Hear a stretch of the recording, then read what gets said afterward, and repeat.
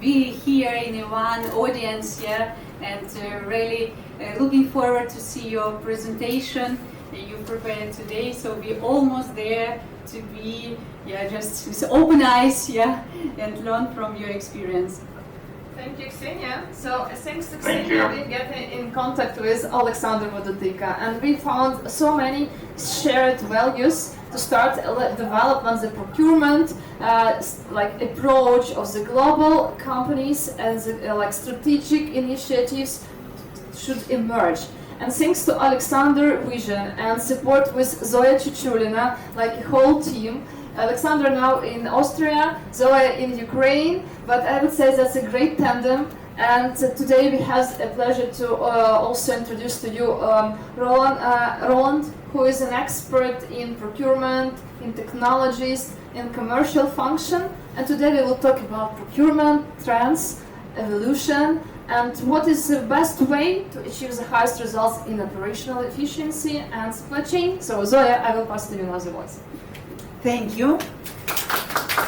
Yeah, so I am very inspired by the session which just was delivered by Ksenia, and we talked a lot about constant experience, constant learning, and never-ending development. Like Ksenia shared her story, I will give a very short my story. I'm also not procurement by education. I'm culturologist from Kyiv-Mogila Academy and was supposed to be archaeologist and explore Tripilya culture. However, it turned out that I joined 20 years ago company Kraft Foods as a receptionist. And Sasha, in fact, was my first boss in procurement, who in fact proposed me from reception, would you like to try procurement? And I told, okay, I have no clue what is procurement, but let us try. And this led me my 20-year career in procurement, starting with junior buyer and finishing with director of compliance in procurement global role. So today we will have a session, as Vera mentioned, about collaboration, innovation and excellence. However, what is important for me always? I would not like, and we will not talk purely about only procurement, what it is, what it means to be excellent in procurement. It's not about category management here in this session. We would like really to stimulate and make wider our horizons, your horizons, and trigger strategic thinking to see how in fact procurement excellence can benefit to the business overall, to supply chain overall, and even more drive growing economics in the countries, growing sustainability and wealth of people. So it will be a little bit, maybe inspirational session. It's things which are already working in Europe, and we have great examples you will hear.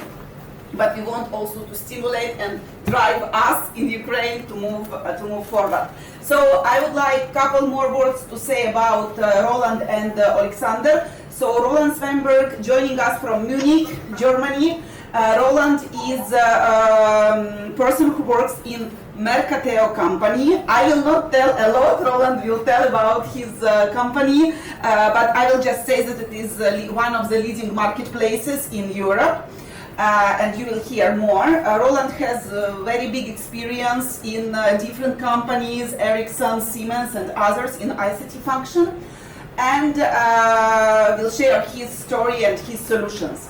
And Olександр, as I mentioned, Олександр Водотика, our colleague, our person from Ukraine, however, living already many years in Austria. And Olександр has unique experience because he's self-made person, as I mentioned, in Kraft Foods Mondelez, in procurement supply chain, being leader of procurement function on a regional level as well. But also, Olександр has great experience in other side of business, in consulting business. He worked many years in Accenture company, driving, in fact, excellence across procurement organizations in different countries, and currently he's responsible for supply and procurement in Coca-Cola Hellenic, responsible for Central Europe. And Oleksandr's motto is, it's always better once to try rather than 7 times to speak or to think. So with this, I would like to turn over to Olександр and Rolанд, And we will have presentation. Please capture your questions, and after presentation we will have questions and answers. Please, we would like to make it a discussion, not a mono presentation. Alexander, turn over to you. Thank you, Zoya. Thank you very much. Good morning, Roland. Good morning, everyone. Roland, if you don't mind, I would say a couple of words in Ukrainian language. I think it's, as Zoya said nicely, you know, I'm from here, so I'm from here in Vienna, but I'm from there in Kyiv as well. Доброго ранку, колеги. Я хотів щиро подякувати, перш за все, Вірі і її команді за запрошення. Також хотів подякувати вам, що ви знайшли час в ці 2 дні. Для мене це досить цікавий досвід. Приєднуюся вперше до такої видатної події, яку проводить Київська логістична школа. Ідея прекрасна, яка дозволяє нам проводити діалог, обмінюватися думками і, головне, збагачувати один одного і приносити ці всі думки і практики назад в нашого бізнесу. Back in English, Roland, we will try to run the slides from your computer, correct? And I'm not sure whether they are already on the screen.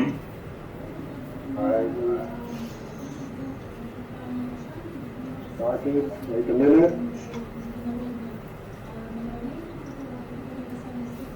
Can you see my screen now? Yes. A second. Here we go. No, that's another one. I sent you the final presentation yesterday. Did you get it? Okay. Yes. Sorry. Maybe I will start and then I switch over to you, Roland. Maybe that's better. Please do. Okay, let's do it like that. Okay. So, can you just share the screen? Yeah, it all goes well. Just a moment.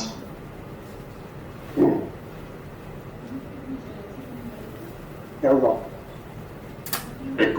A quick check up to the auditorium. Can you see the slide, Zoya?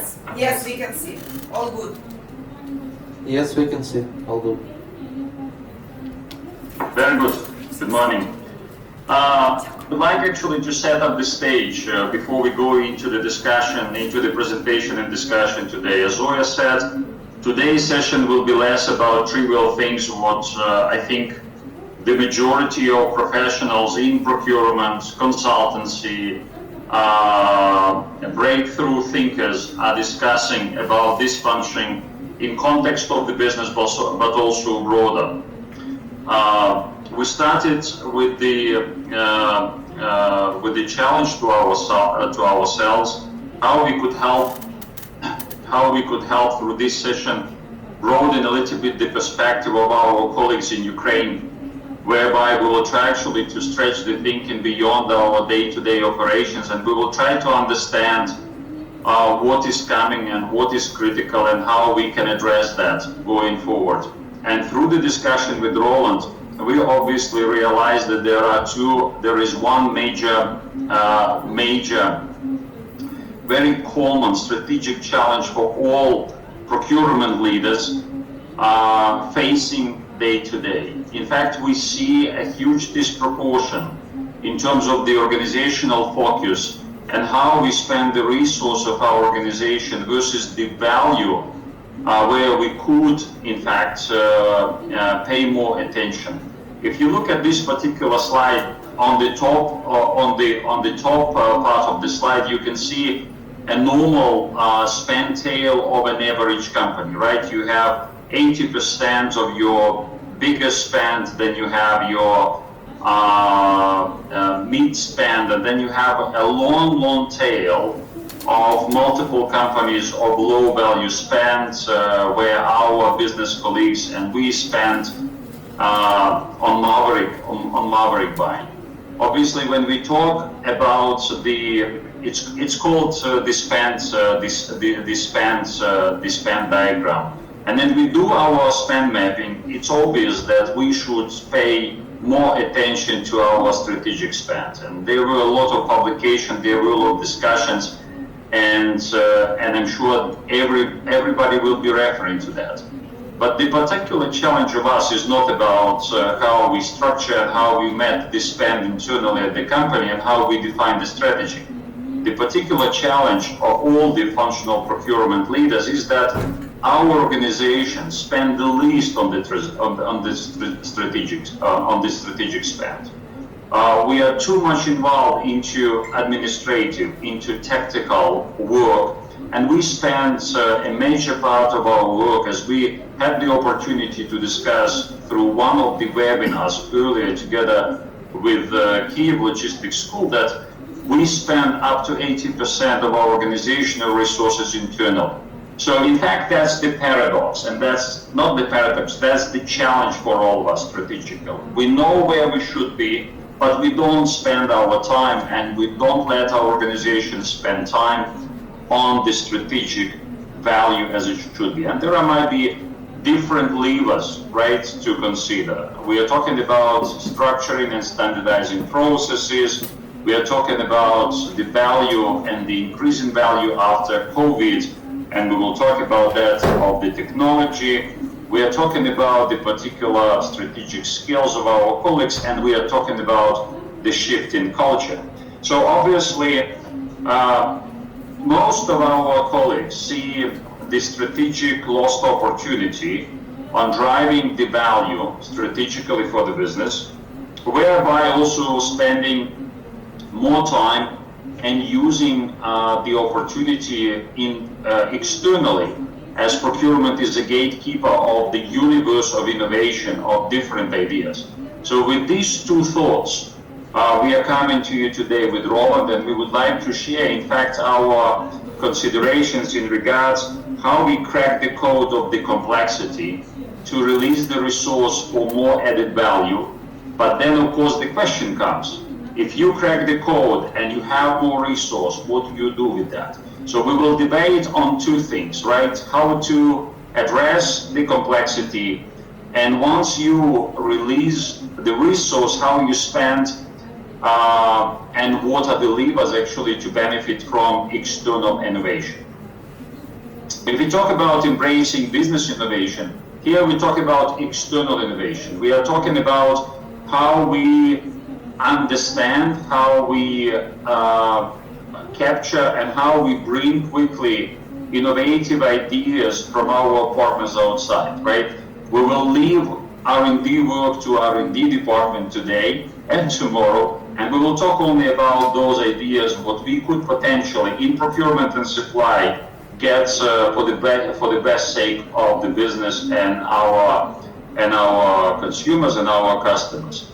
In fact, as we understand the innovation, we understand three elements, right? Traditional area of innovation.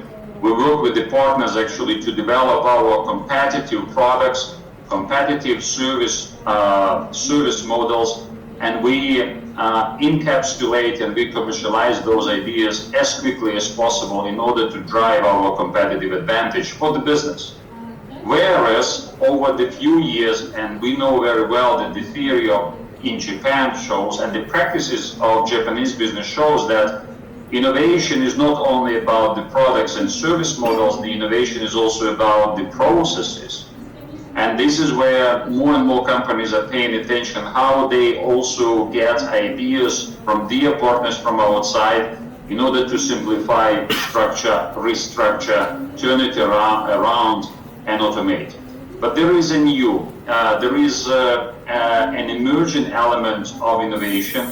It's an emerging element in Ukraine, but this is quite, I would rather say, accelerated area of innovation. This is so-called collaborative innovation for the sake of the future of our society, so-called responsible business, circular economy, and more companies are going in this direction. So obviously, this particular element of innovation triggers as well a radical change in the way how we behave in the market at supply and procurement organizations.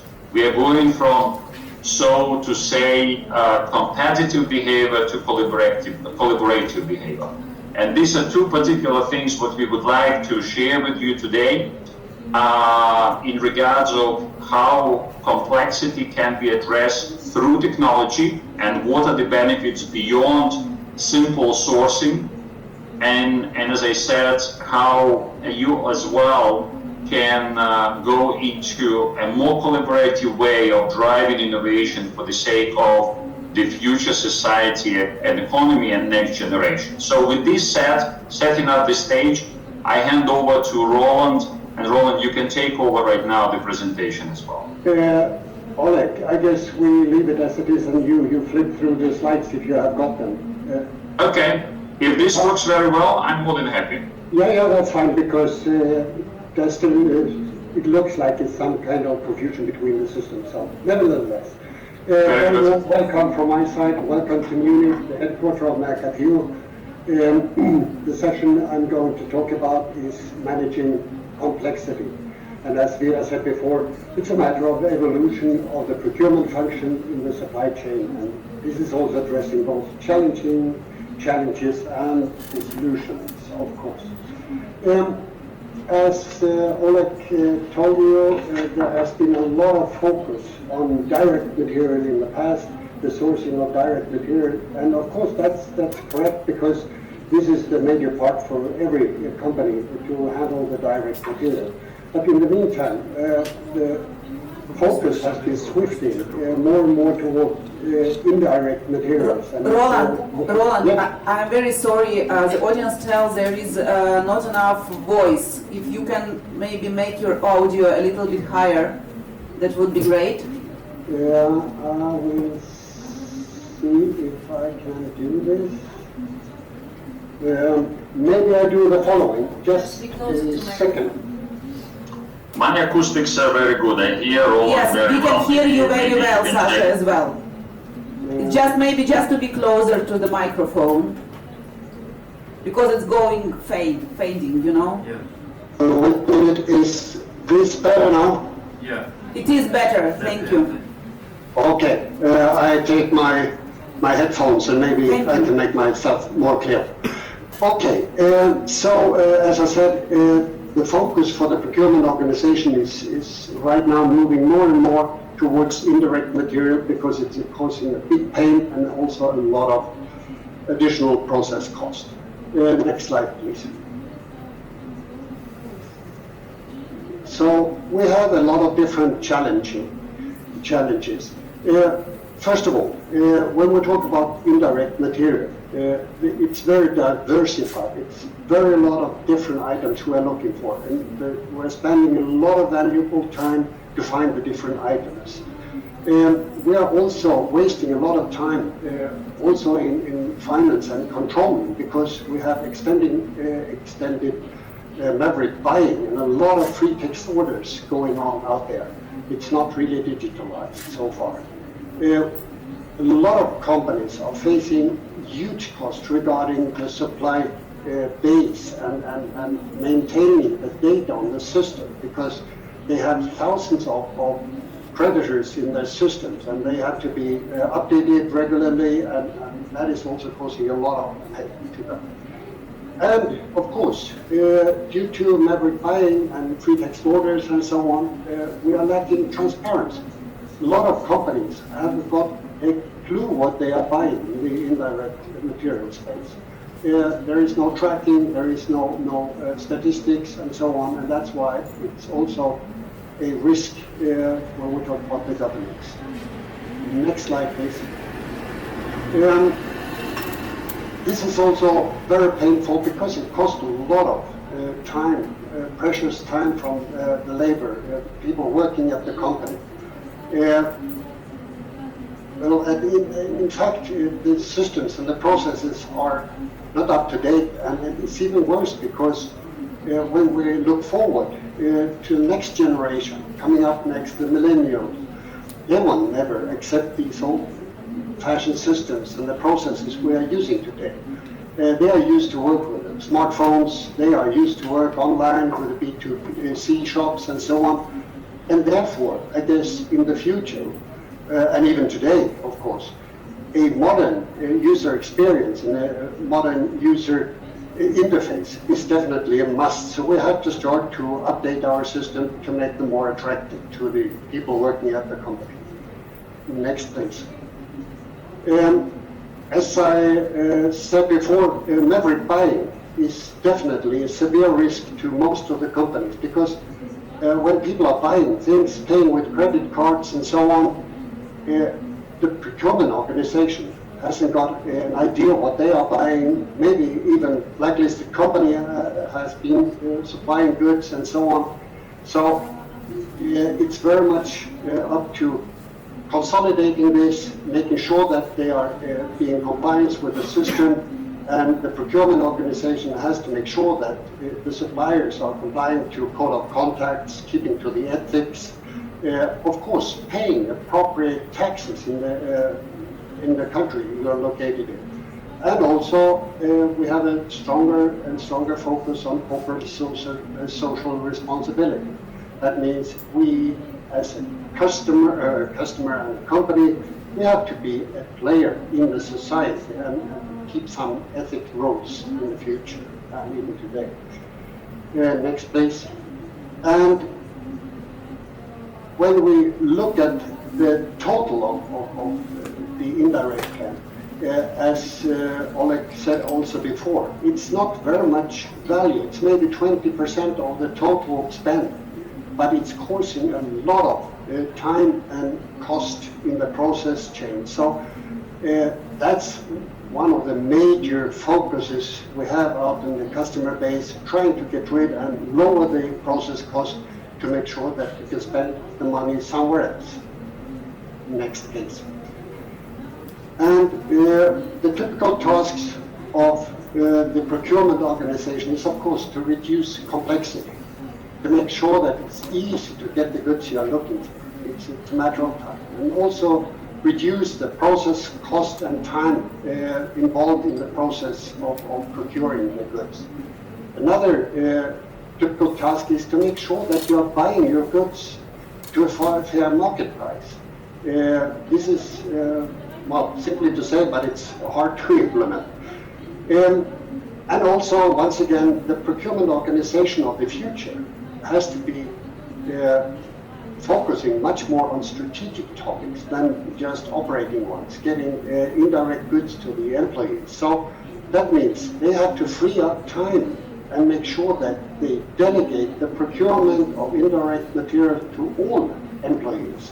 I mean, most of the employees are used privately to work with online shops and so on, and they expect that they would like to have the same kind of possibilities when they are at work. So here we have a lot of things to do to make sure that everyone within the company has the same right and authorization to procure what they need as a demand. The procurement organization will also get into a more and more innovative role when they have to make sure that the wide range of supply they need to have is available to everyone, but also keeping the cost within a certain frame. Vera and Zoya talked also about category management. I think category management is focusing in the future more and more on direct material, because when we talk about indirect material, commodities like stationery, office material, and so on will in the future be more and more procured through marketplaces. It doesn't really make sense to have category managers for commodities in the future. And we will see a swift when we talk about category manager as well, because we strongly believe that they will be more and more responsible for setting up procurement networks, keeping marketplaces actively on certain platforms and so on, to make sure that we have a correct supply base.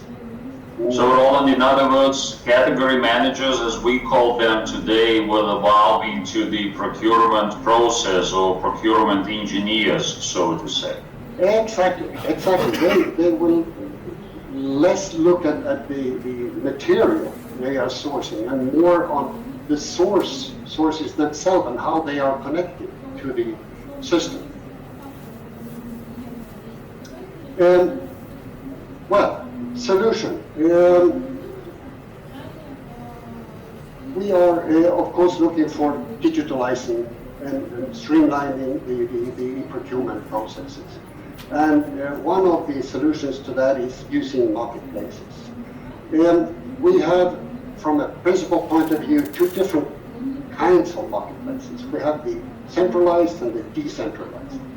The centralized marketplaces, they have a centralized stockroom, centralized logistics, and so on. And all the market players, the suppliers in the background are feeding these centralized logistics. There are also marketplaces working in a decentralized model, like Mercatio. That means we are fully relying on the suppliers. They have perfect supply organization, they have good logistics, and so on. And the decentralized model also promotes a drop shipment directly from your stockroom directly to the customer. As a consequence of that, we are saving one transportation hub between you as a supplier and the centralized stockroom. And of course, we are also reducing the number of, in the future we will see much more pressure on reducing packaging and so on. And that's why we believe that decentralized model is one of the prime players for the future. When we talk about marketplaces, very often we mix up marketplaces and web shops. The major difference between a web shop and a marketplace is that web shop, well, you have one item one time on the web shop. The marketplace, it's a gathering of a lot of suppliers where you have multiple articles in competition with each other to try to get the customer order. The requirements on a marketplace is that it's open, it's fair, it's transparent, so everyone knows how it's being treated in the background, no one is cheated, and there are even new EU regulation for platform to business right now. And this is promoting the transparency to make sure that everyone is treated in a fair way. A marketplace for indirect goods has also to have a very, very wide range of items on the platform, millions of items. And it also has to have a lot of different alternatives, diversified range of items. That means if I take, for instance, a copy paper, well, everyone thinks about the white one, but there are multiple colors, and you have to have them all, even the pink and the light blue one on the system. Otherwise, you will get maverick buying again. And as I said, the marketplace has to make sure that you get a fair, as a customer, you get a fair market price, and you gain that by getting all the suppliers in a fair and open competition on the platform. Next one, please. So, what are the benefits if we look at all these requirements? Of course, you save a lot of time because you have access to millions of items. And at the end of the day, the marketplace is the single creditor. That means all the invoices are being issued and submitted from one source. You gain control over the procurement chain, and you also can guide your user in a better way, making sure that if the need is similar, you buy the same thing over and over again. Transparency. You know the sources, you know what people are buying, you can make sure that the compliance is being fulfilled. And by doing that, you can reduce a lot of costs by eliminating free text orders and maverick buying. You can, of course, also mitigate risks because you use certified assortment, you know the sources, and they are qualified, pre-qualified. Also, it's also very important to reduce delivery time and cost connected to delivery time. We at Mercatio has invented a special function, we call it Best Basket, That means we are trying to bundle as much of the demands towards fewer suppliers, and by doing that, we, at the end of the day, customers are receiving less parcels. And as a consequence, of course, we are reducing the packaging material and transportation effort in that sense. Next, please. Coming back to the demand curve, as also Oleg showed you in a different way, this is our way of representing the whole thing. Looking at the curve at the left-hand side, we have the core demand. Every customer, small or large company, has usually a core demand. That means what you are buying frequently, and usually you have a framework agreement with a preferred supplier and so on. Maybe you even have electronic catalogs on your e-procurement system, and you maintain them there, and you have a very, very close and direct connection with the supplier. On the right-hand side, we have the long tail, we call it. There are a lot of suppliers involved here, because usually we have thousands of creditors in bigger systems. And to make sure that you can reduce the number of creditors, our recommendation is to use a marketplace like the Mercatio one, where you can have one supplier or one business partner, one creditor system, and you can cover most of the long-tail spend demand. Well, in the middle we have a digital gap, and I will come back to that a little bit later. The problem is when you look at the total demand curve, currently there is no single solution for all of it, not really existing for the moment, but we're moving towards that. Next, please. So, looking at this is a typical representation of the Mercatio marketplace. As Oleg said, we are one of the leading B2B platforms in Europe. We are active in 14 different countries around. Sorry to say, we are not yet active in Ukraine. Maybe we will be in the future. We will talk about that a little bit later. The very important thing, if you have a look at the icons on the screen, we are really talking about a very diversified set of offerings here, because indirect spend is everything, and that means you need a little bit of, well, whatever you can get. If we take a look at the next slide, Oleg, could you please? There is a slight delay, I guess. Okay, we wait a second, and hopefully we'll, here we go. Well, if we look at the figures, it's massive.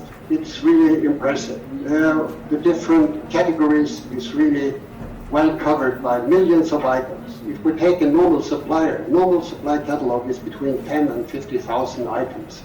We have in certain categories millions of items. This is the representation of the German platform. In total, we have almost 25 million items available on the platform, ready to be ordered. And as I said, the good thing is you can cover most of your tail and spend by using a platform like this. And it's very important that you also have a lot of different alternatives, not just one single option of a certain item or tool or whatever.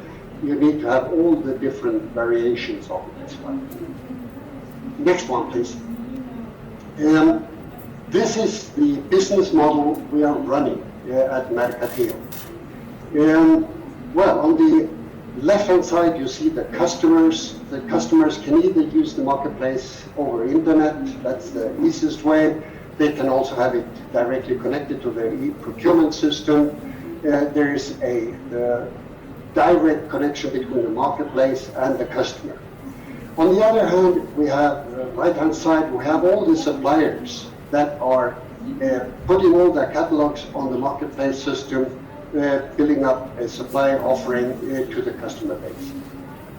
When the customer puts a basket together, it could be completely mixed. It doesn't have to take into account from which source they are buying, because the marketplace is taking care of splitting up the orders and sending the intermediate orders to the right suppliers. And as you see, the goods is going directly by drop shipment to the customer. Nevertheless, the customer doesn't have a direct connection to the supplier, and it can shift from hour to hour depending on who has got the best offering momentarily. And the suppliers can update their catalogs multiple times a day, so it's a very, very dynamic system. The very good advantage for the customer is that they have only one partner to deal with. That's the marketplace. It's a one creditor system. That means the invoices are always being submitted by the marketplace. And if they have a problem with warranty, return of goods, whatever, they have one telephone number, one email address, and they don't have to deal with hundreds or thousands of suppliers in the back. In fact, by saying that, we have a lot of customers, actually, and partners, I would say, that are on both sides. That means customers being suppliers, suppliers being customers, and it doesn't really matter how big or small a company is. We have customers, single person companies, up to the real big multinational companies with 500,000 employees. So everyone has the same topic. Everyone needs to source indirect goods, and as we promote, a marketplace is a perfect place to work with. And we saw it also during this Corona pandemic. As you know, a lot of material get out of stock very quickly, like the masks and so on. By having a lot of different suppliers on the marketplace, we were able to provide multiple sources for certain goods over a longer period of time. Of course, we also ran into problems and lack of material at the end of the day, but this is very good to have multiple sources because you are less dependent on a single supply. Next one, please. Well, these are some of the features we are working with. Very important to say, a marketplace is dependent on both sides. That means we have to treat customers and suppliers equally well and fair, because it's a matter of transactions going back and forth between the two parties over the marketplace. Next one. By doing this correctly, we say you can save up to half of the procurement cost. A properly digitalized process from A to Z, also covering the back end, that means finance and controlling, you can have your process cost. And in general terms, the process cost can be more than double as high as the item price itself. So it's a lot of savings on that side. And at the same time, the marketplace can ensure that you will buy your goods to a fair market price. Next, please. Roland, if you don't mind, I would like to add a very specific example from Coca-Cola Hellenic. Back when we were working on developing our operating and evolving our operating model in procurement, we also did our financial exercise to understand how much it cost us to do end-to-end process, to order one item from a new supplier and channel everything through our ERP system. So we were, for the first time ever, we wanted actually to understand if we buy this kind of, new item from new supplier, we don't have both in the system, how much it would cost us, the total cost of processing, including also not only the cost of the system, but the cost of people working on ordering, tracking, and payments. And we were shocked because for every average order, this would cost us up to 340 euro. Oh. So surprisingly, we realized that, as you rightly said, that any order below that amount does not make any sense to be processed through the system. because the transaction cost would, simply override the value of the purchase itself. So that was a very critical learning exercise from our side. Yeah. No, I am not very surprised. The figures we see here on the slide, we ran a big study together with the university in Leipzig 1.5 years ago, and we had over 100 customers, different sizes, responding to that study. So these figures are true figures for the German market. Of course, it's different in different countries, depending on salary fees and all these kind of things. But nevertheless, we are talking about reducing the process cost by 50%. This is definitely possible if you do it the right way. So, sustainability is gaining a lot of interest and importance as we talk. And of course, we have to focus on very many different topics, like it has to be economical viable, what we are doing. It has to be ecological, correct. We have to improve here to make sure that it's sustainable in the future. Corporate social responsibility is a must, and of course it's a basis for what we are doing. But the better we get, and even we are looking to exceed what we're having a strong role in the society, also promoting different topics in the society. A marketplace has to have a very strong relation with its supply base. That means all suppliers have to have a supply contract with the marketplace. That means, of course, code of conduct and ethics rules and taxes and so on are main topics in such contracts to make sure that all suppliers are working the same way as the marketplace and we fulfill the corporate social responsibility. Currently, we are focusing very much on reducing the carbon footprint, and everyone has to work together with us to make sure that we work in a proper way, to make sure that we reduce unnecessary transportation, work in an efficient way, and so on. And one of the topics are packaging material. There is a lot of waste going on for the moment. There are requirements on optimal sizes of boxes and so on. Make sure even that some countries have requirements on the garbage return. That means if you ship a great or a big item, the supplier and the logistics have to take back the packaging from the customer side.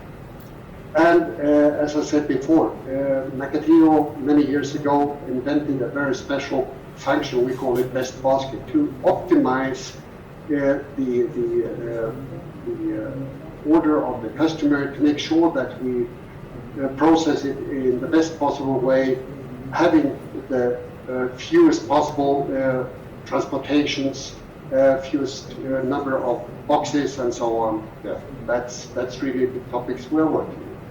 Next, please. Yes, it is indeed very, very important for a marketplace to work very closely with the supply base.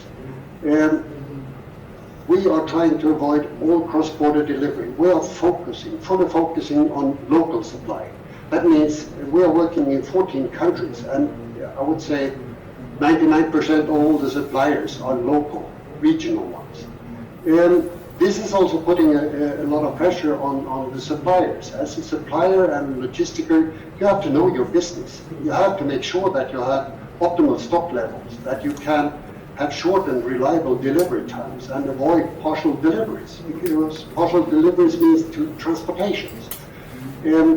Of course, we also put high requirements on the catalog content. A brief description is not sufficient. It has to have a long description. It has to make sure that there are good pictures of the products, data and safety sheets, special marking for endangered goods, and so on. So here is a lot of pressure being put on the suppliers to make sure that you can promote your items in the proper way and make sure that user and the buyer is getting the right information so he can select the right item he's looking for.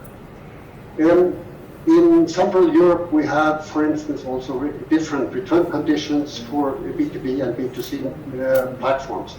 I don't know if that is also valid for Ukraine, but it is something we have to observe when we talk about B2B. It's not a copy of B2C, it's slightly different when we talk about the regulations. When we talk about the logistics, and by the way, we have a lot of logistics companies like DB Schenker and so on as customers on the platform as well. In the future, we will also see logistic companies being partner on the other side as supplier for services and so on. Currently, we see a very strong move from the EU to regulate packaging material. There are requests for no plastics and so on, even reusable packaging and so on. So we will see a lot of things coming up in the future. And well, as we said, we fully rely on drop shipment. That means every supplier has to make sure that the goods is being delivered on time to the corresponding customer. Next slide, please. By saying that, we are qualifying all suppliers and we review them on regular basis. That means we sign a supply contract with them that they have to fulfill all the prerequisites we are putting, which are not very critical, but still it's a fair basis of what we have said before. But by saying that, we also try to help the supplier to optimize his position on the marketplace. We feed back a lot of data to the suppliers to make sure that they have the right pricing, the right shipping costs, right return rules, and so on. So we are working very actively with the suppliers to make sure that everyone is getting the best out of it. Next one, please. As I said, I would like to come back to the digital gap in between the two different demand sections, the core demand and the tail end spend. And we call it repetitive special demands. On the left-hand side, we have a very strong relation with the suppliers. We know him very well, and he knows the customer very well. On the right-hand side, it's I would say, an anonymous kind of business over the marketplace.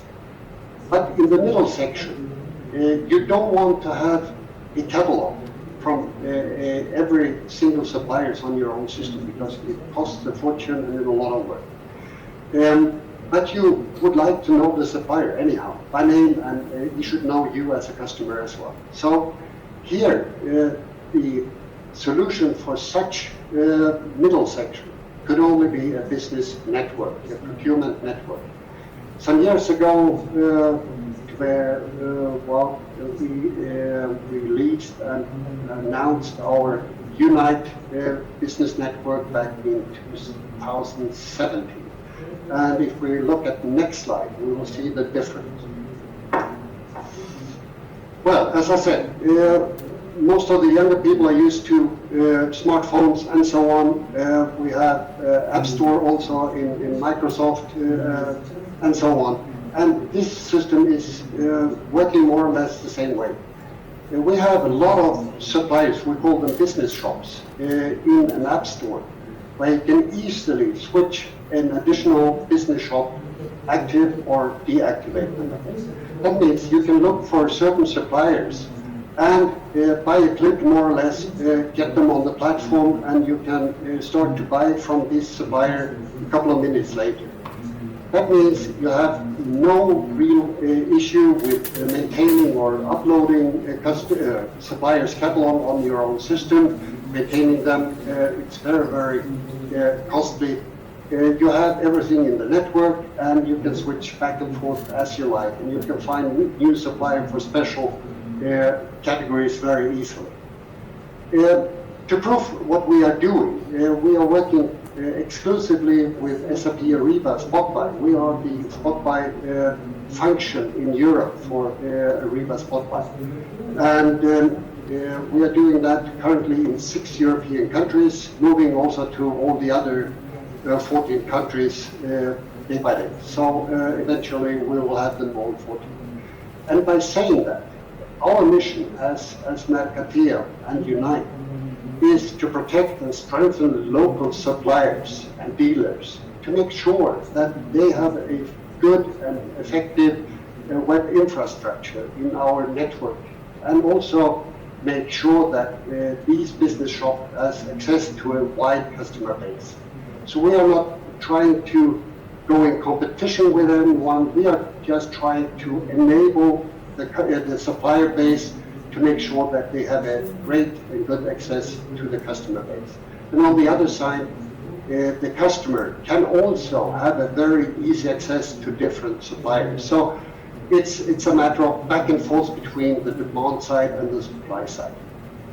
Next, please. And this is the proof that we are working with SAP Ariba screenshots, where we see the Unite market, the Unite procurement network fully integrated in their application. That means it's not a classical punch-out connection we are talking about, where you side jump from your application to a web shop or a marketplace and back again. Here you have the search and everything in your standard e-procurement environment. Next one, please. So, slowly summing up the whole thing, when we talk about digitalization, accelerating the long-tail procurement, it's very important to look at the whole process chain. There are so many obstacles, as Oleg said, it's usually a very, very heavy process with a lot of different process steps in between. Clean it up, make sure it's fully digitalized, and gain both transparency and control on the whole thing.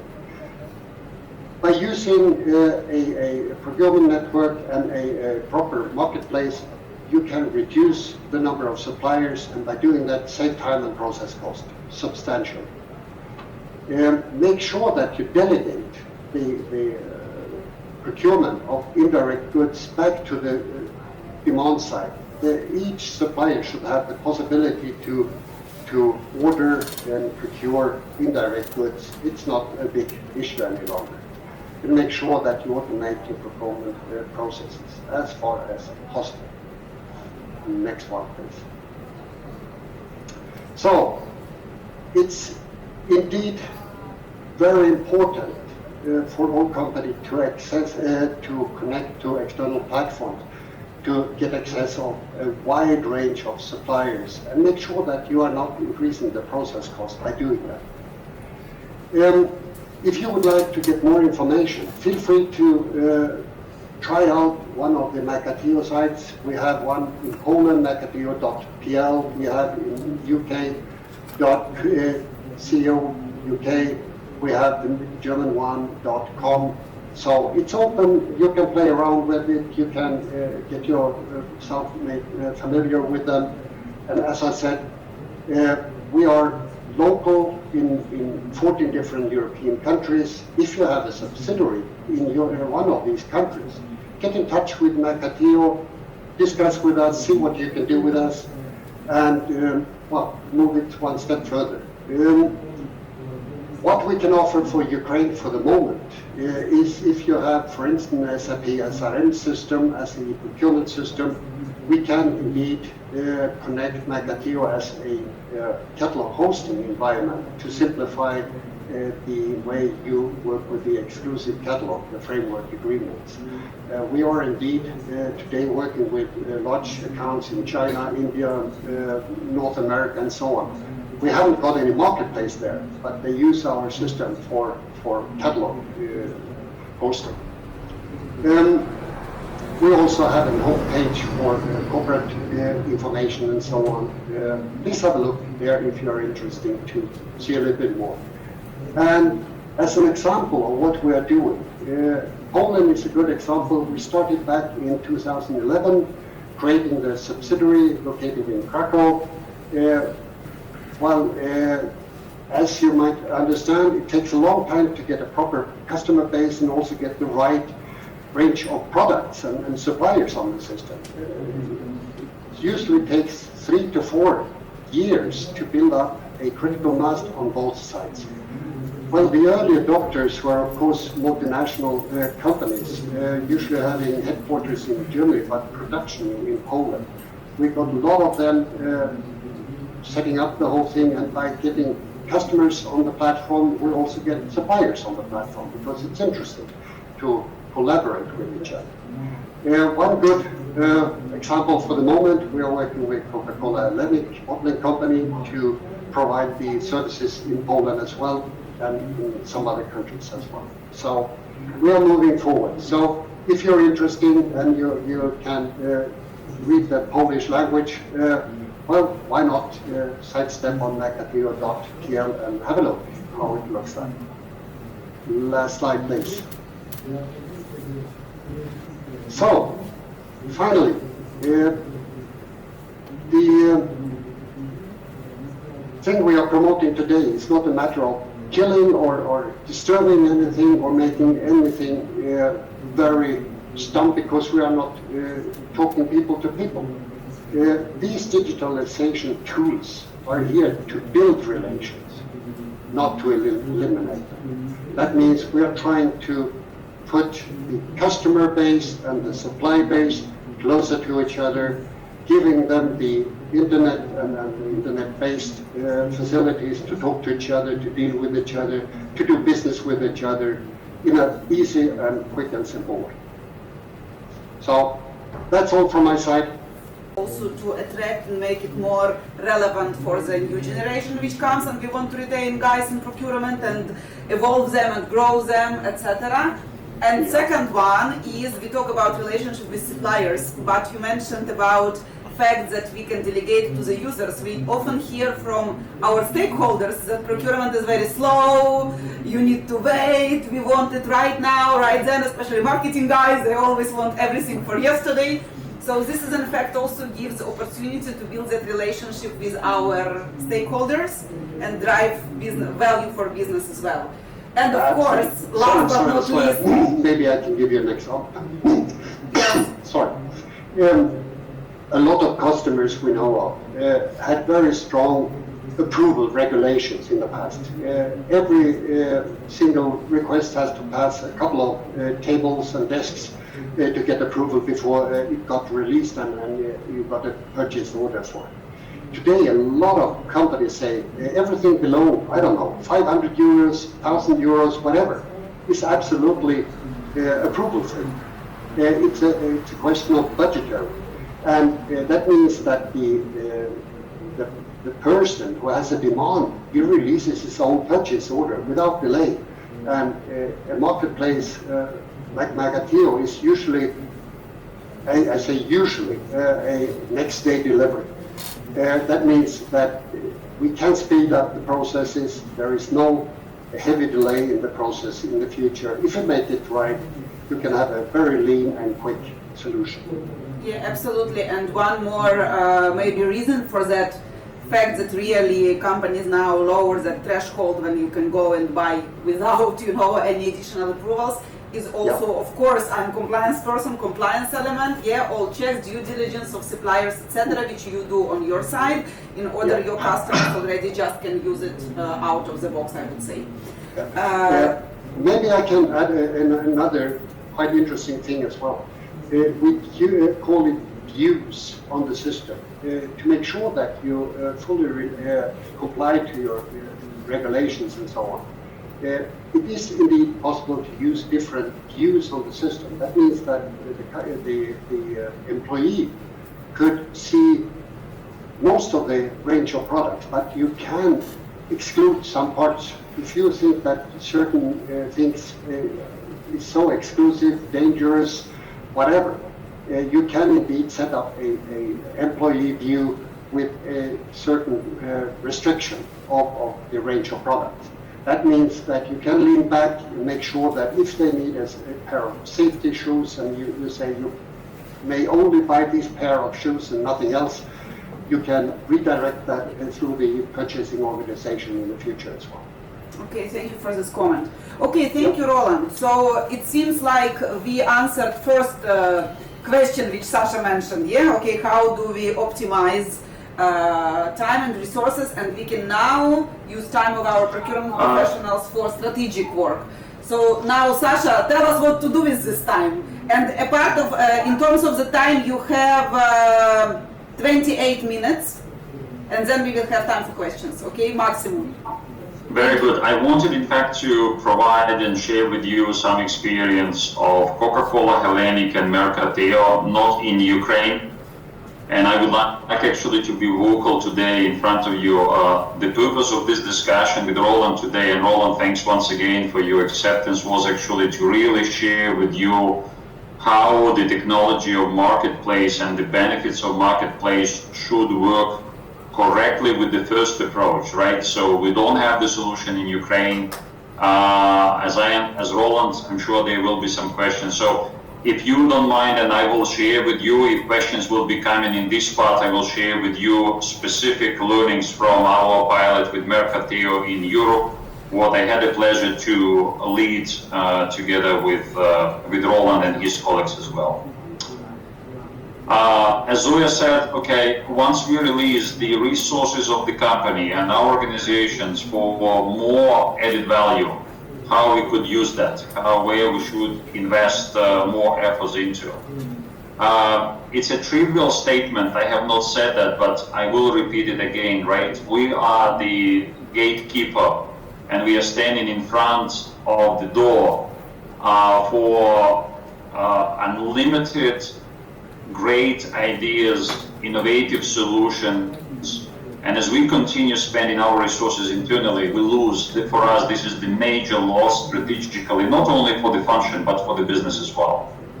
So in this regard, going forward and discussing what our opportunities we can embrace, there is, though, very important element, and what is very close to my personal heart, and I wanted to bring this for the discussion today in order to draw all our attention. And the trigger point for this topic, if we talk about innovation, and if we talk about the broader sense of innovation and collaboration in the market for, as the responsibility for future generations. It might sound a little bit trivial, it might sound a little bit politic.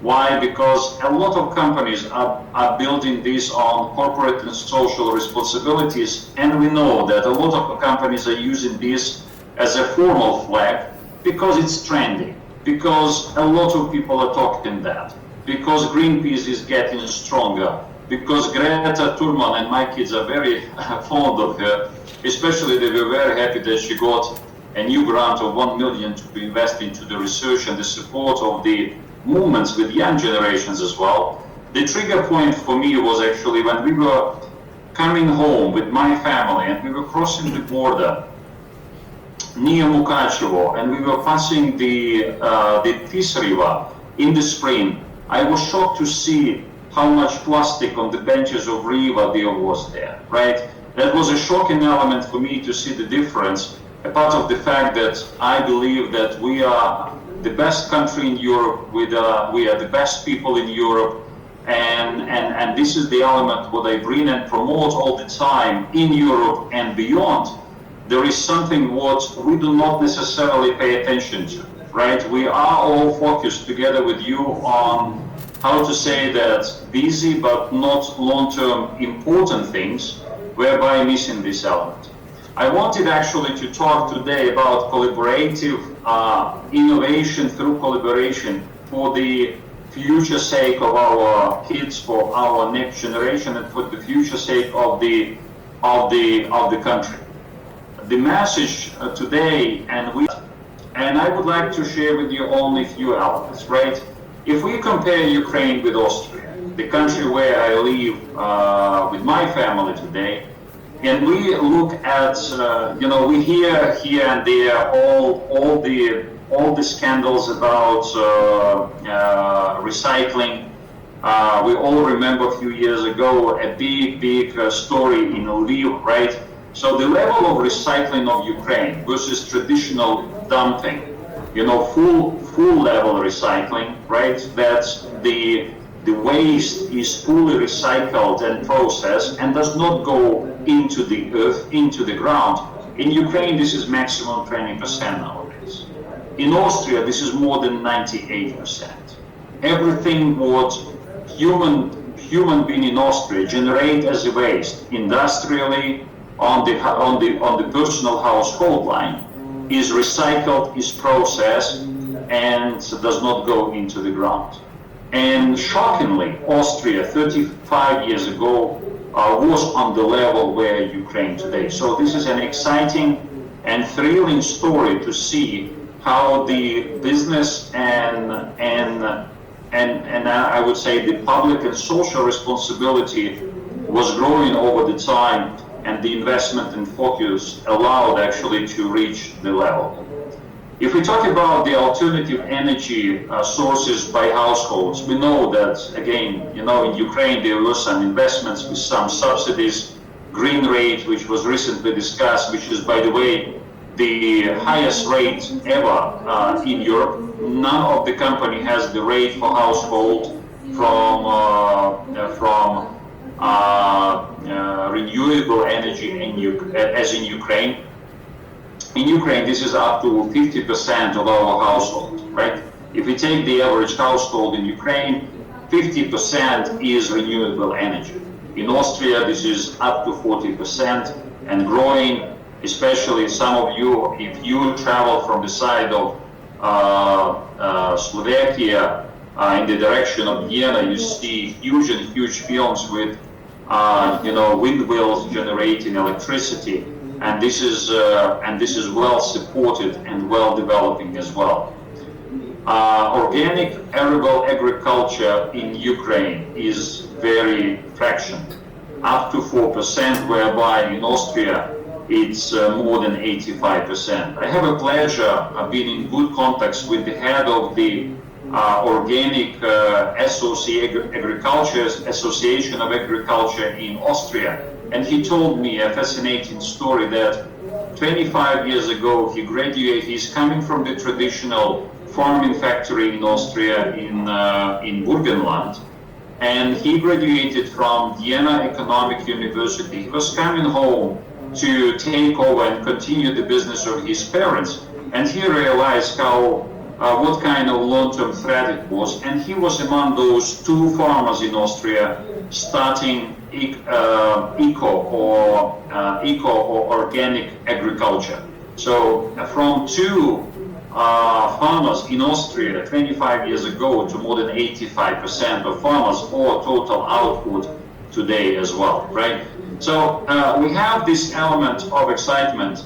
This journey is not only to say how bad we are. I know in Ukraine we don't, I think we are getting a little bit tired with discussing critical things.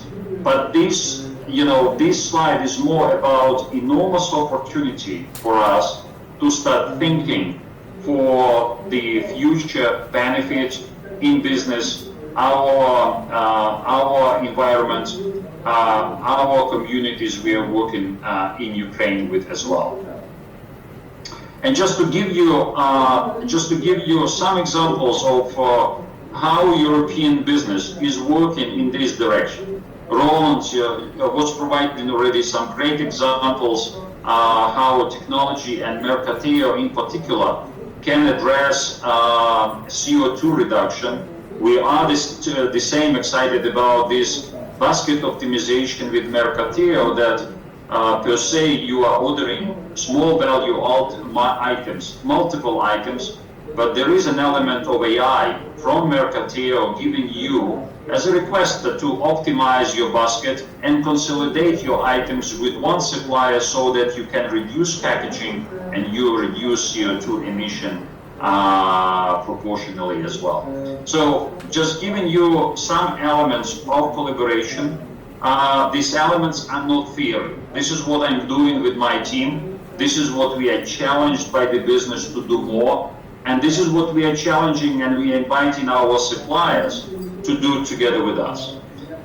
We started our journey as well a few years ago where we, building on a good example of innovation days with suppliers, we broadened the perspective a little bit and we organized annual forums around sustainability. So we have our forums around innovation, and we do have our forums more and more gaining popularity, visibility, and interest from our partners around sustainability and ethical sourcing and collaborative innovation in the area of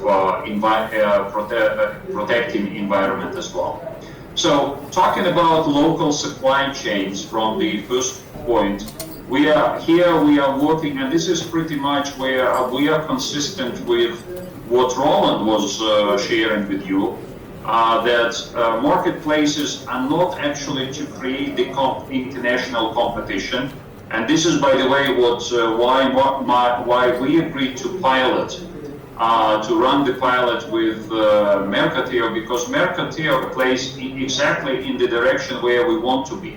We want to support local business. We want to reduce supply chains, and I think COVID is a great example of that we became reliable on very long global supply chains. But those global supply chains appeared actually to be not always agile as we want and as our business expect today.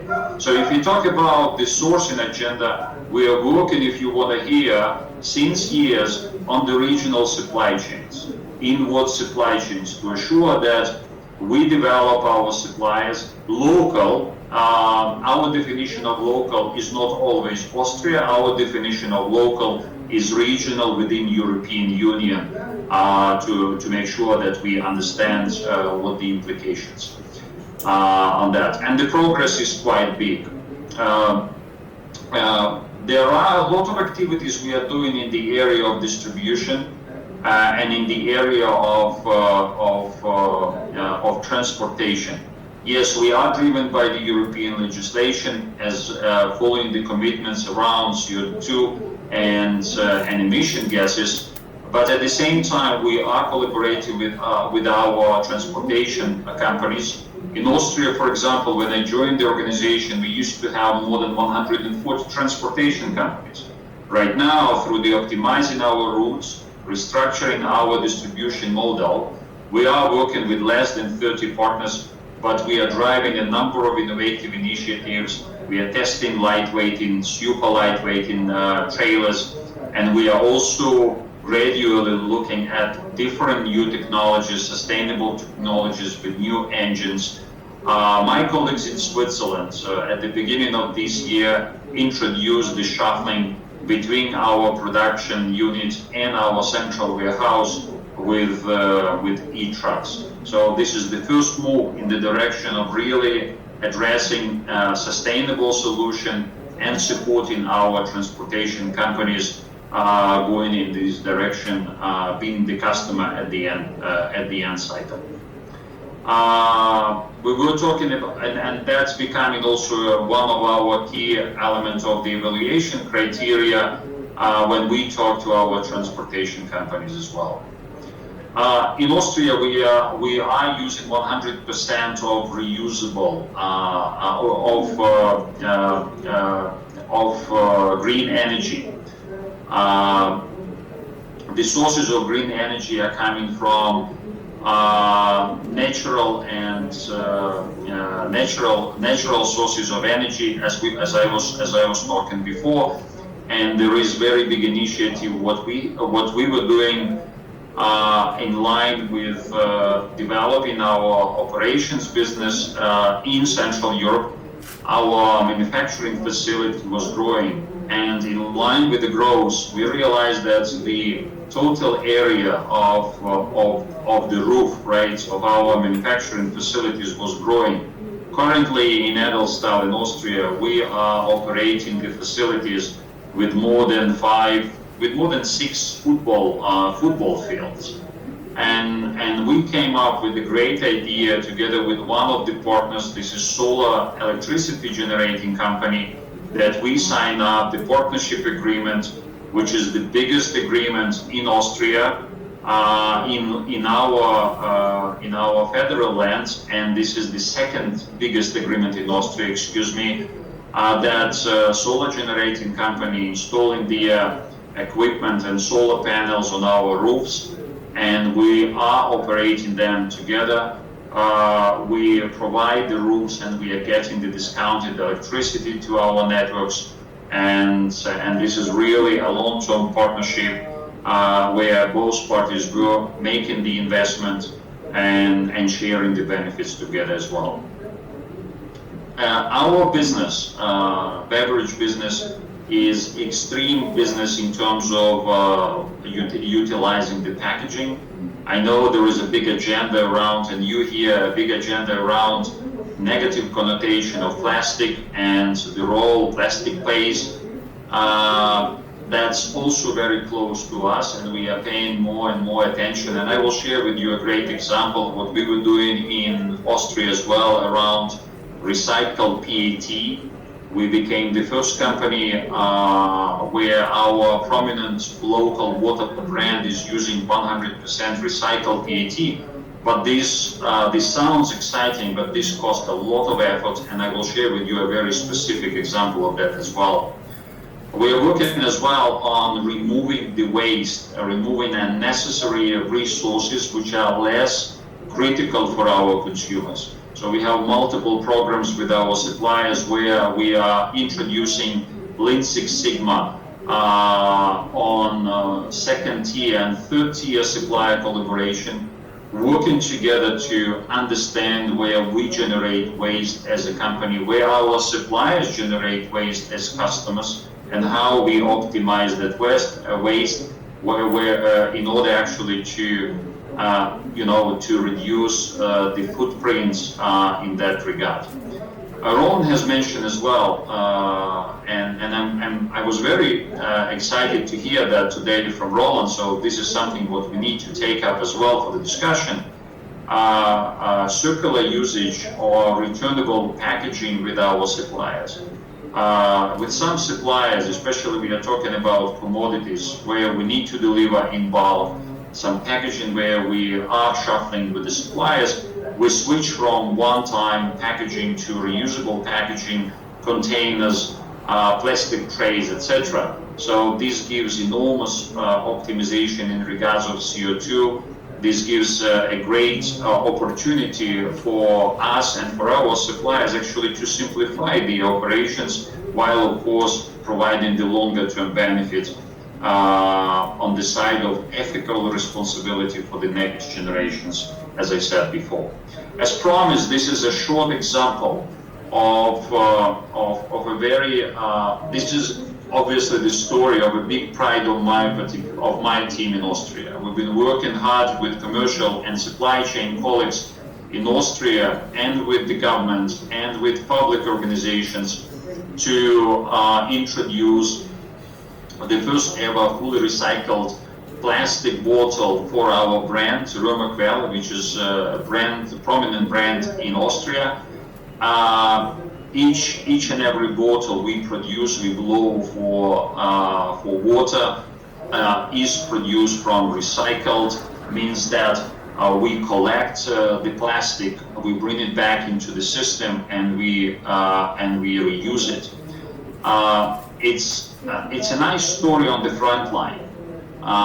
It sounds very well, it's great, but there is a lot of work, and there is a lot of consideration, and there is a lot of collaboration. And again, I'm bringing this element of collaboration again, that this project was not possible for us if we did not consider the whole end-to-end supply chain or loop, right, of plastic in Austria. This project would not be possible if we did not work very closely with collecting companies, sorting companies, processing companies, which help us actually to bring it back into the cycle and benefit.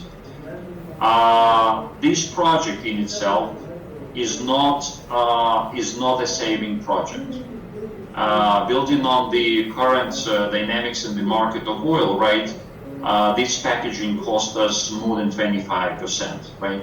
But the element of responsibility and the element of optimized supply chain give us the opportunity and the hope going into the future. And of course, as we are bringing the message back to our consumers, the feedback is extremely positive, right? Our volumes grew more than 5%. Growing 5% in volume in the market like Austria is extreme success. But more importantly, as you can see as well, on our packaging, we don't communicate the typical marketing element of the brand and the power and excitement. We communicate as well some educational messages to our consumers that they can benefit together with us by bringing the used bottle back into the recycle process to let them benefit next time when they would like to drink their bottle of water again. So again, that's a great example, very exciting story to share, but behind that, it's a long-term collaboration. We were organizing roundtables with multiple companies, so it's not any longer my relationship with my suppliers. This is the collaboration between multiple suppliers, big discussions, multiple business cases to understand what works economically, what works logistically, and what doesn't work, and a great success at the end of the day going forward and driving this in the future. So with this, I just would like actually to emphasize the big element of sustainability. I think this is the area, if we talk about the future sake of the generations and the country and the business, we need actually to address that. And it's too late to talk about that. It's the right time to start moving into this direction.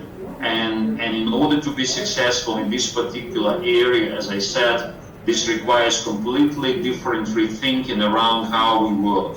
It's more collaboration, less competition, and broader engagement of multiple players in the market. And I believe this is a good opportunity for us in Ukraine, for our business and for our communities going forward. So with this, I hand over to Zoya. Yes, thank you very much. I would like just to add one point Sasha shared with me.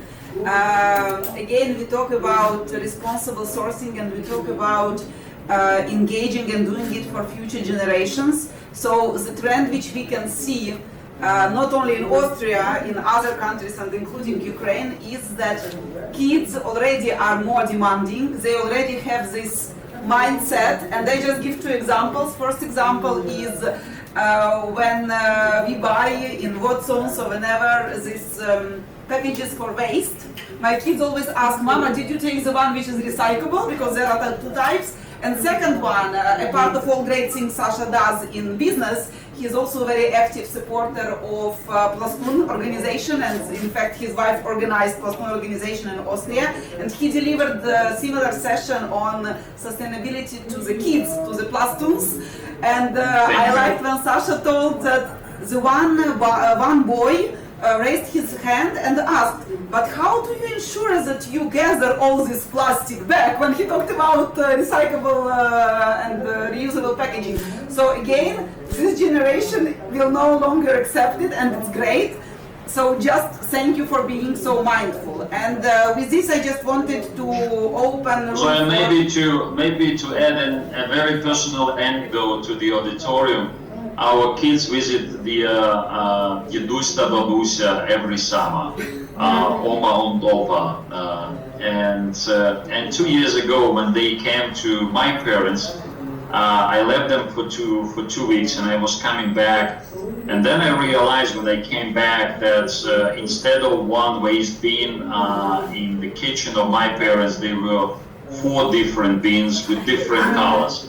So my kids came to my parents, and they encouraged them actually to introduce a kind of an easy sorting.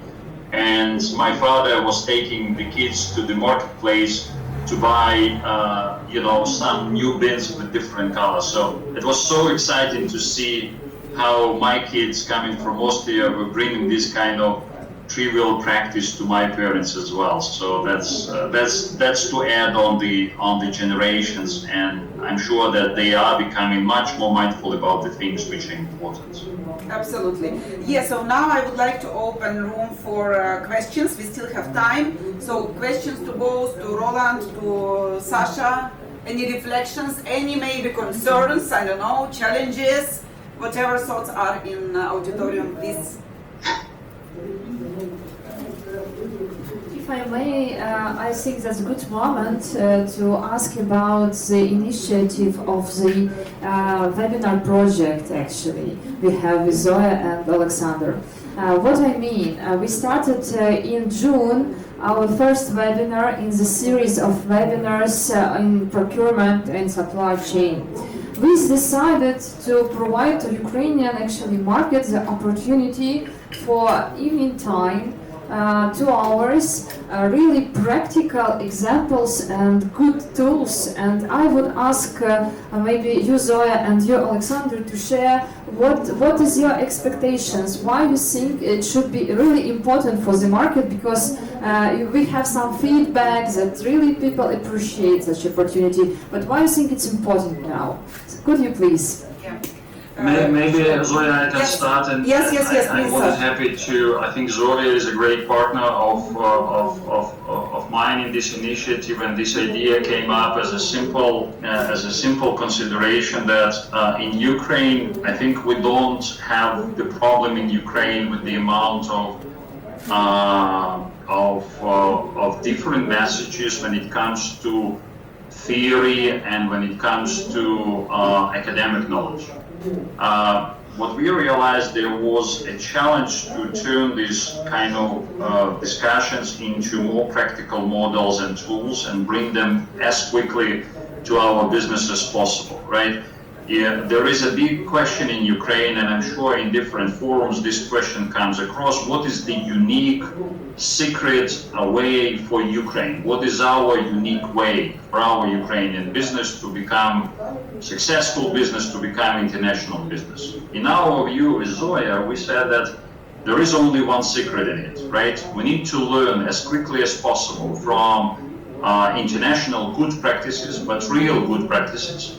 And we need to be times faster to replicate, implement them in our operations. So that was the idea. We introduced the program, which we call, this is the private initiative, and Vera, thank you very much for your energy and excitement to support this initiative. The initiative is called Practici для практиків, practices for practitioners, where we bring important elements or topics based on your feedback, and we try actually to develop this into the actionable and tangible models and tools. We launched these 3 webinars. The first webinar was about the future of procurement, the challenges, and how we can get prepared better with our teams. The second webinar is about operations excellence in procurement, and we are discussing what are the critical elements to be successful in managing procurement operations. The third webinar will be around technologies. The secret is that we have the list with Zoya of around 6-7 topics, but we want actually to adjust those topics and themes building on the reflection and the feedback of our colleagues in the market. So this platform is less about dictating the theory. This practice and platform is more about coming together, sharing ideas, but more important, translating those ideas into actionable things for you to bring them back into day-to-day and benefit as quickly as you can. We need to be faster than Poland. Roland was given a good example in Poland, right? It took them 9 years to establish the marketplace in Poland. The challenge, what we are facing right now, for Hellenic Ukraine, there is no such unique proposition as marketplace, but we don't have 9 years. We want to do it in 3 years, and I'm sure we will be, as long as we start this discussion. So I joined this platform, webinars. We are doing this at extra time of us. We want to share experience, but we want to hear the feedback. We want to have critical discussions as well. and to benefit together with us. Zoya, maybe you can add to that. Thank you, Sasha. I will just add 2 points. First point is that I strongly believe, and my story proves it, that you can only learn on practice, doing your job and teaching or learning from others. So that is why this platform is beneficial, I believe. And second one of principles of our platform is its inclusiveness. We are not, neither me or Sasha or anybody in this room are like super guru, yeah? We bring and create future and knowledge together by learning from you, how you do it in that company, what you do, what were your successes, and what we also share is what have been our failures. Because many people talk about success stories, but only if you talk about losses and failures, but you learn so much from them. So we just invite all of you to share your stories, to share your successes, your failures, and then maybe together we will bring to that level procurement organizations in Ukraine, because we have such great talents which now live in Austria. Why are they not in Ukraine? Why not to grow this population? Ksenia, you told about it, yeah, Young Professionals Initiative, yeah, so we just need to work together on that. Okay, thank you. I do encourage you to provide your comments and questions. I think let's benefit from having Roland with us today. I think he has shared with you a very good story and very clear story around marketplaces, the value and the opportunity. So please, any questions, we would like to benefit from your questions and comments.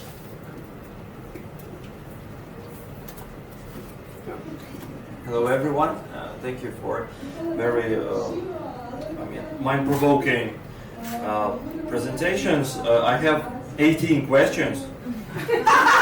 Excellent, let's start with one. So I need to choose. I have three. How do you think about outsourcing as a strategic way to address non-strategic purchasing and sourcing? Another one, probably targeted to Roland, is how do you manage to evaluate all that huge number of suppliers? How it is done actually? Because I think there are hundreds and thousands of them, Maybe if you don't mind, we will start with this. Yes, please. Ваше ім'я, я вибачаюсь, ваше ім'я? Андрій мене звати. Andrei, good, Andrei. Maybe we start with these two questions, and Roland, I will try to answer the first, and you will take the second, and then Andrei, welcome actually to us next ones.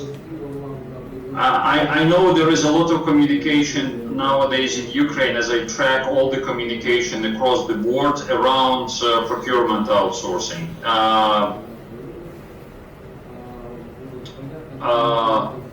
And I have quite an extensive experience with outsourcing some parts of procurement as a function as a service as well. My view on that is that it would be a little bit naive to believe that if you outsource procurement without establishing at least basic level of operational excellence in your organization, you are not going actually to benefit as you expect. So, in other words, what I would like to say that it would make more sense first to be very clear and to do your homework to understand where you can and you should make a difference strategically. Coming back to our first slide as I was sharing with you, right? What would be my strategy? Where my business expects me to invest more? And then, of course, considering the element of business outsourcing, right? A simple consideration as my organization and we do, make versus buy, right? Whether it makes sense to invest in-house or it makes sense actually to consider outsourcing and pay per use. I know there are some organizations global organizations. And ladies will be excited, actually, maybe it will be interesting for our lady colleagues to hear that company Revlon, yeah, this is a world fashion leader, Revlon. They don't have procurement in-house at all. Zero. They have outsourced the strategic procurement and operational procurement and tactical buying to the international service organization. And the benefit, as I was involved in this project, the benefit of Revlon was that they were saying that we understand that we are not in position to afford investments into technology and build quickly the excellence in processes we would like to do, but we need agility and we need flexibility of the procurement processes. That's why we outsource. So they are benefiting on having their investments flexible, having their business agile. But there is one element, my dear colleagues, what we need to consider, right? Revlon is enjoying completely different gross and net margin in their business comparing to my business, right? What Revlon did, I would never afford. And this is something what we need to take into account, right? I'm not saying that business, procurement outsourcing does not have the place. I believe that in some parts, this will provide Ukrainian business with the benefits and will accelerate certain things. But I know also the stories when companies, global companies, outsource their procurement operations and now they are insourcing the procurement operations. Why? Because at the time when they were outsourcing procurement, all the investments into technology were proprietary investments. We did not know the element of software as a service. And software as a service reduced the operating cost of technology dramatically. So a lot of companies are reconsidering their strategic decisions and bringing procurement operations back in-house as well.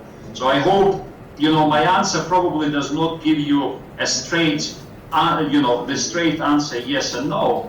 I would like more actually to reflect on my experience that there is no magic pillar saying that, you go from one extreme to another. And my life experience shows that you need to be careful going from one extreme to another. Our politics show that, right, in Ukraine. So try to consider where your business expects you to play strategically, and this is where you should focus on, and where you benefit from outsourcing if you do not want to invest into technology, or you do not want or you need flexibility and the speed around processes.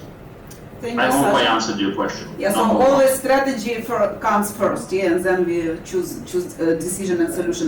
Thank you, Roland. So we are, just to remind you, second question. You showed the slide with demonstrating that you make performance of the suppliers, but can you just describe us in more practical way? I would say, how do you practically do it? Yeah, evaluate your suppliers to bring best value to both suppliers and customers. Thank you. Sure, Albert. First of all, to say, Macateo comprises roughly 600 employees. 1/3 of it is customer services to take care of all the daily business. But a fair number of people are working with supply management. That means signing up new suppliers while taking care of reviewing all the existing suppliers. As you saw in the slide with the different categories, we are always looking for new suppliers filling the holes in the range of products. And by saying that, we also have a 3-level supply chain. That means we are working with small suppliers, dealers, we are working with big distributors, and we have even got manufacturers.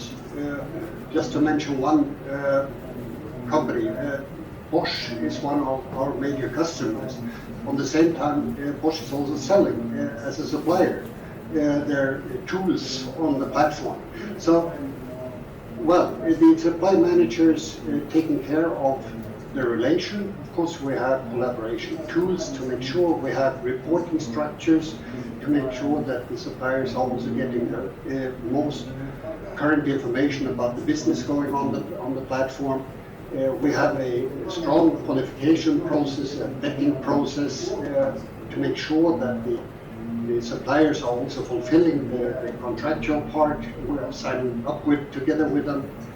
Yes, and we have people now also locally in most of the 14 countries taking care of locally taking care of the supply management topics, because this is a very local and mother tongue kind of topic. So we need to have people not just centrally taking care of the suppliers, we also have representatives in the different subsidiaries.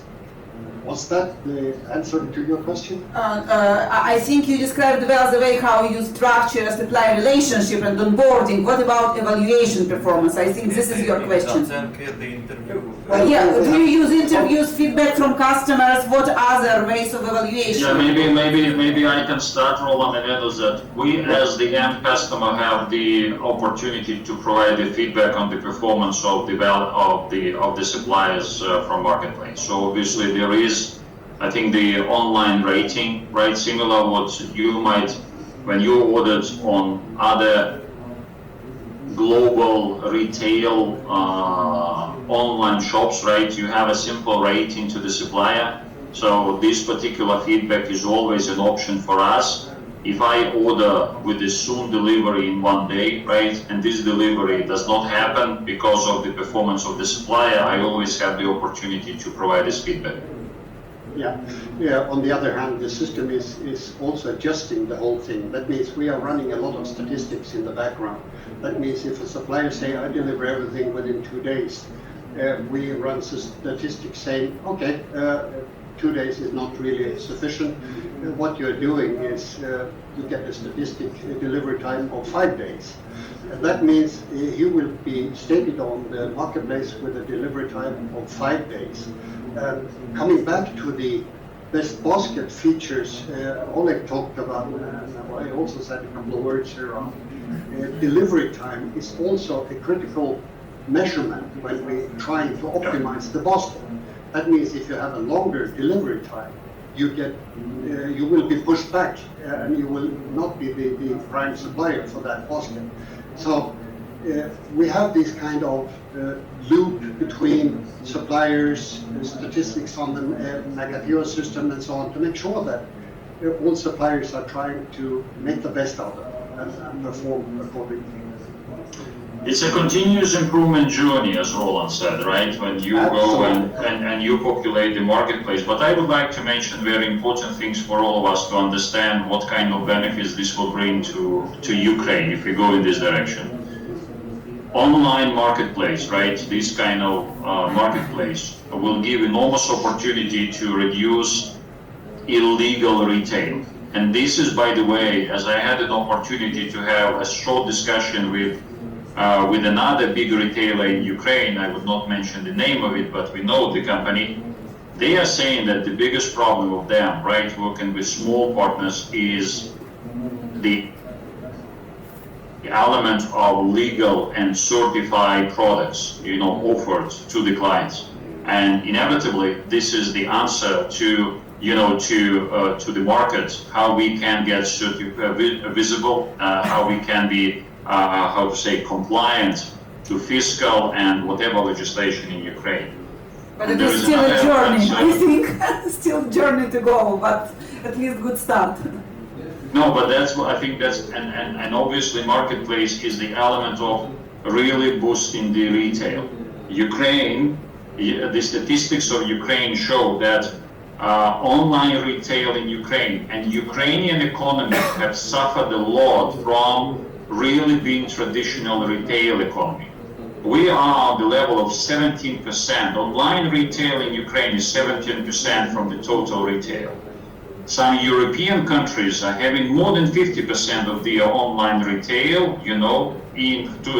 so this is a huge way to go, right? But marketplaces is the element how you can really build on omni-channel strategy, how you introduce how you can boost your business. I give you the example of Coca-Cola Hellenic. We started as a pure customer of Mercateo in Austria. We were piloting Mercateo in Austria. And I need to tell you, that was not an easy decision for us to pilot Mercateo because we considered other marketplaces and other promised to be marketplaces which appeared not to be marketplaces. Right now, through the first wave of reduced scope, we are extending the scope. In Austria, we are benefiting to reduce our supplier base by 7%, and we are benefiting to increase our PO automation level. PO automation means that one-touch PO, right? So we don't have manual work behind, as Roland was saying, by more than 15%. So this is an enormous benefit.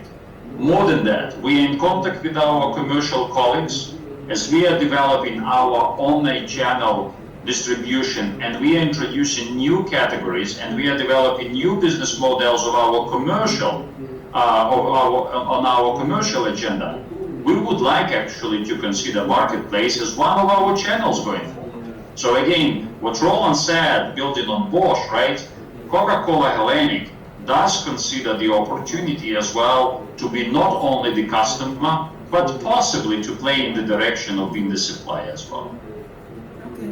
Yes, and perhaps I may add another thing here. I talked about the view setting restricting certain categories on the platform. If a certain supplier is not fulfilling the requirements of a specific customer, we do indeed have the possibility to deactivate exactly that supplier on the view on a certain customer. That means if there are multiple quality issues popping up, we can say, okay, this supplier has not or is not able to fulfill the requirement of a certain customer. So, but even if a customer would like to exclude a certain manufacturer, we also have the possibility to take away certain manufacturers. As Oleg said, yes, there are some sensitivity and there are some pirate products not on our platform, but still, you may focus on a certain manufacturer. We can also reduce the platform by restricting certain manufacturers. So we have multiple options to adjust the system setting for a specific customer. Thank you, Roland. Thank you, Sasha. I am afraid we will not answer third question and 16 or 15 more, so we can discuss offline. I would like actually to be responsible to Andrei. Andrei, that's exciting that you have 18 questions, and it's a pity that we cannot answer all of them. So we might consider an option for you. Either you leave the questions with Zoya and we will come back to you, or if you have further interest, you can consider joining our practici для практики and next webinars, and I'm sure that we will try to answer or we will answer all your questions together going forward. Absolutely, I will take care about it. Okay, so I need to wrap up because lunch is next door. I cannot keep people from lunch. Sorry, guys. Wow, that's the argument. That's the argument. So, Sasha and Roland, thank you so much. Дуже дякуємо. Thank you and have a nice day. Thank you very much. Thanks for your time. Roland, thank you. Zoya, thank you for facilitation. Vera and colleagues, thanks as well for the invitation. And dear colleagues, I wish you a successful continuation of this exciting event in Ukraine these days. And смачного. From my side as well. Many thanks for having the opportunity to talk to you today. Take care. Have a good day. Bye-bye. Thank you.